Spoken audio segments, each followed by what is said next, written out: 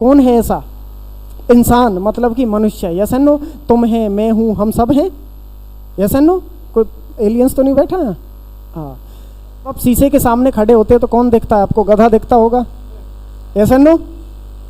देखो क्या कहा, कैसे कहा, इन सब की जानकारी जितने भी ऑनलाइन और ऑफलाइन स्टूडेंट हैं आज की क्लास में बायोलॉजी के बारे में चर्चा करेंगे। मैं आपको बताऊंगा कि बायोलॉजी का मीनिंग क्या होता है। बायोलॉजी होती क्या है। बड़े ही आसान से शब्दों में, बड़े सिंपल और बड़े व्यवहारिक तरीके से हम समझते हैं कि बायोलॉजी क्या होती है। तो स्टूडेंट सामने ध्यान दीजिएगा, जब मैं बायोलॉजी की बात करता हूँ तो बायोलॉजी दो शब्दों के मेल से बनता है, बायो प्लस में लॉजी। बायो प्लस में लॉजी। स्टूडेंट, इस बायो का मतलब होता है जीव। क्या होता है? जीव। और लॉजी का मतलब होता है टू स्टडी, और स्टडी को हिंदी में बोला जाता है अध्ययन। क्या बोला जाता है? अध्ययन बोला जाता है। जीव, जीव का मतलब होता है जैवीय, और जैवीय का मतलब होता है बायोटिक, और बायोटिक का मतलब होता है सजीव।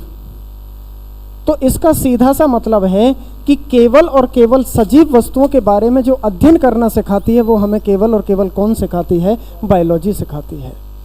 अब मेरा आपसे एक सवाल है कि इस संसार में सजीव वस्तुएं किन्हें कहते हैं? मैं किस किस वस्तु को सजीव वस्तु कह सकता हूँ? जैसे ही मैं ये कहता हूँ तो आपके दिल और दिमाग में एक ही बात आएगी कि सर जो चल फिर सकते हो, जो श्वास ले सकते हो, जो खाते पीते हो, दैट इज कॉल्ड सजीव। जी हाँ। तो यहाँ पर मैं एक चीज़ और आपको बताना चाहता हूँ कि जो सजीव वस्तुएं होती हैं उनके लिए क्या क्या प्रॉपर्टीज़ होना आवश्यक है। तो सबसे पहले ध्यान दीजिएगा कि सजीव वस्तुएं किन्हें बोला जाता है। सबसे पहले उनके अंदर रेस्पिरेशन का प्रोसेस होता हो। क्या होता हो? रेस्पिरेशन। वो क्या करती हो? श्वसन करती हो। क्या करती हो? श्वसन करती हो। दूसरा स्टूडेंट, उनके अंदर न्यूट्रिशन का प्रोसेस होता हो। उनके अंदर पोषण का प्रोसेस होता हो, वो चीज़ कुछ खाती पीती हो। Yes and no?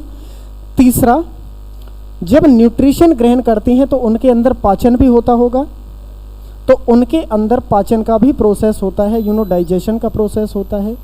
और स्टूडेंट, जब पाचन होता है तो उनके अंदर एक्सक्रीशन का भी प्रोसेस होता है, जिसको हिंदी में बोला जाता है उत्सर्जन। ये क्या होता है, कैसे होता है, बताने वाला हूँ। नंबर 5, जब एक्सक्रीशन के बाद जब न्यूट्रिशन ग्रहण किया, उसका डाइजेशन हुआ, तो उनके अंदर जो नंबर 5 प्रोसेस होता है वो ग्रोथिंग का प्रोसेस होता है, जो विकास का कार्य होता है। और नंबर 6 जो प्रॉपर्टीज़ होती है, जो विशेषता होती है किसी भी सजीव वस्तु की, वो होती है रिप्रोडक्शन। क्या होता है? रिप्रोडक्शन। और रिप्रोडक्शन को हिंदी में बोला जाता है प्रजनन। क्या बोला जाता है? प्रजनन। सबसे पहले किसी भी बायोटिक कंपोनेंट्स उसको बोला जाएगा, सजीव वस्तु उसको बोला जाएगा जिसके अंदर श्वसन होता हो। कि सर व्हाट इज श्वसन? श्वसन का मतलब होता है student inhale of air and exhale of air. किसी भी वायु का अंदर जाना और हमारे शरीर से बाहर निकलना ही क्या कहलाता है? श्वसन कहलाता है, एक सिंपल सी टर्म्स में। उसके अंदर न्यूट्रिशन। न्यूट्रिशन का मतलब होता है पोषण। कि सर पोषण क्या होता है? जैसे आप रोटी, सब्जी, साग, दूध, छाछ पीते होंगे तो उनके अंदर न्यूट्रिशन होते हैं। जैसे मिनरल्स आपने सुना होगा, विटामिन्स आपने सुना होगा, कार्बोहाइड्रेट सुना होगा, फैट होगा, प्रोटीन होगा। ये सब क्या होते हैं? मिनरल्स की कैटेगरी। जो न्यूट्रिशन की कैटेगरी होती है, ये न्यूट्रिशन मतलब भोजन ग्रहण करता है। उसके बाद जब भोजन ग्रहण करते हैं तो पाचन होता है। तो पाचन होने के बाद जो हमारे शरीर में नाइट्रोजीनियस एलिमेंट होते हैं, जो नाइट्रोजन युक्त पदार्थ होते हैं, जो खराब पदार्थ होते हैं, वो हमारे शरीर से एक्सक्रीट आउट हो जाते हैं। आपने भोजन खाया, पचाया और मल के रूप में उसको कहाँ निकाल देते हैं? बाहर निकाल देते हैं। इसके अलावा और भी बहुत सारे नाइट्रोजीनियस एलिमेंट होते हैं जो हमारे शरीर से एक्सक्रीट आउट हो जाते हैं। तीसरी चीज़, जब ये सारे प्रोसेस हो रहे हैं तो हमारे शरीर के अंदर ग्रोथिंग होती है, विकास होता है, बच्चा क्या होता है? बड़ा होता है। देन उसके बाद रिप्रोडक्शन की प्रक्रिया होती है। रिप्रोडक्शन, प्रजनन का मतलब क्या होता है माय डियर स्टूडेंट?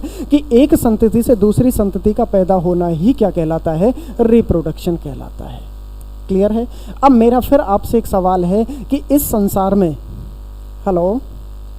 इस संसार में सजीव वस्तुएं मैंने किन्हें कह सकता हूँ? इस संसार में ऐसी कोई चीज़ आपको दिखती है कि जिसके अंदर ये 6 की 6 प्रॉपर्टी होती हो? कौन है ऐसा? इंसान मतलब कि मनुष्य। Yes and no? तुम है, मैं हूँ, हम सब हैं। Yes and no? कोई एलियंस तो नहीं बैठा है? हाँ।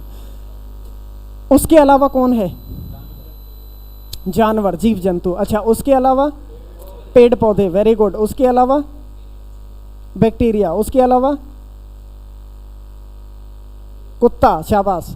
उसके अलावा बिल्ली, शाबाश। उसके अलावा शेर, वेरी गुड।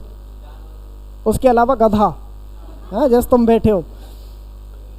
अरे जितने भी जानवर हैं, जितने भी इस ऑल ओवर द वर्ल्ड जितने भी जीव जंतु हैं, वो सब एनिमल की कैटेगरी में आते हैं। किसकी कैटेगरी में? बायोलॉजी के पितामह हुए थे, फादर ऑफ बायोलॉजी अरस्तु, एरिस्टोटल जिनको बोला जाता है। अरस्तु ने कहा था कि ये जो इंसान है, ये जो मानव है, ये भी एक प्रकार का क्या है? जानवर है। ये भी एनिमल की कैटेगरी में आता है। जब आप शीशे के सामने खड़े होते हो तो कौन दिखता है आपको? गधा दिखता होगा, ऐसा नो? देखो, किसी लोग से गधा कहते हो तो परेशान हो जाता है, दुखी हो जाता है। अगर उसी व्यक्ति से कह दो शेर तो चौड़ जाता है। लेकिन है दोनों कौन? दोनों कौन है? जानवर हैं। तो याद रखना कि जो मनुष्य है वो किस कैटेगरी में आता है? जानवर की कैटेगरी में आता है। तो हम कह सकते हैं कि जो बायोलॉजी बटी हुई है माय डियर स्टूडेंट, वो दो भागों में बटी हुई है। कौन कौन सी? सबसे पहला होता है एनिमल किंगडम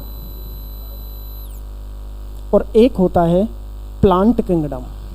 क्या होता है? Plant kingdom. एनिमल किंगडम को हिंदी में बोला जाता है जंतु जगत और इसको बोला जाता है पादप जगत। और पादप जगत का मतलब होता है पेड़ पौधों से संबंधित। Yes and no? और ये जो प्लांट किंगडम होता है, इसका एक दूसरा नाम भी होता है, दैट इज कॉल्ड बॉटनी। क्या होता है? बॉटनी। और बॉटनी को बोला जाता है वनस्पति जगत। वनस्पति क्या होती हैं? पेड़ पौधों से संबंधित होता है। और ये जो एनिमल किंगडम होता है, इसको जूलॉजी के नाम से भी जाना जाता है। किस नाम से? जूलॉजी के नाम से भी जाना जाता है। क्लियर है? अब ये एनिमल किंगडम क्या है, प्लांट किंगडम क्या है, इसके फादर कौन है, इसके अंदर किन किन चीज़ों का जिक्र किया जाता है, इन्हें मतलब इनके जो फादर हैं उन्हें इनके ही फादर क्यों बोला जाता है? क्योंकि कोई भी फादर ऐसे ही तो घोषित नहीं कर दिया जाता है। मतलब उसने उस चीज़ के बारे में, उस सब्जेक्ट के बारे में अपना अहम रोल अदा किया होता है, अपनी पूर्ण विस्तृत जानकारी दी होती है, तभी किसी को किसी का फादर घोषित किया जाता है, कहा जाता है। तो उन्होंने क्या कहा, कैसे कहा, इन सब की जानकारी आपको हमारे अगले एपिसोड में देखने को मिलेगी। तो स्टूडेंट, आज की क्लास में केवल मैंने आपको बायोलॉजी के बारे में जानकारी दी, तो अगली क्लासेस में आपको बड़े विस्तृत तरीके से, बड़े आसान से तरीके से, बड़े व्यवहारिक तरीके से सारी कंप्लीट बायोलॉजी की जानकारी देखने को मिलेगी। तो आप सभी ऑनलाइन बच्चों का बहुत बहुत धन्यवाद। Okay, thank you. फिर मिलते हैं अगली क्लास में।